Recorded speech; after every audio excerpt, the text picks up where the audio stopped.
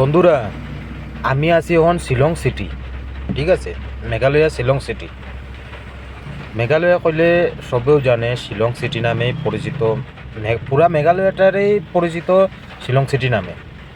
এই শিলং সিটি ঢুকার পরে রে ভাই, অন্যরার মাথা গরম হয় কিনা না, আমার তো মাথা পুরা গরম হয়ে যায় এই ট্রাফিকের যন্ত্রণা রে ভাই।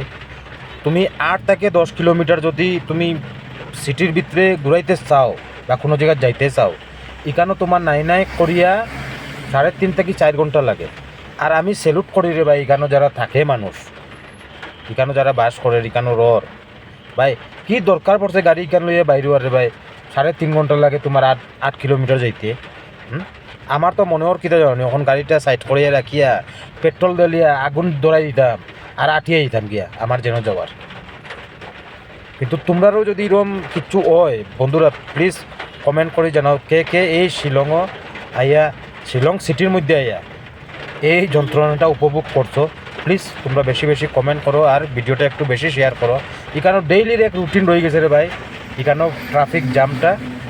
তার লাগেও কইরাম সবচেয়ে সবের আগে রে ভাই, শিলংবাসীরা আমি স্যালুট করলাম যারা এই সিটির মধ্যে থাকে।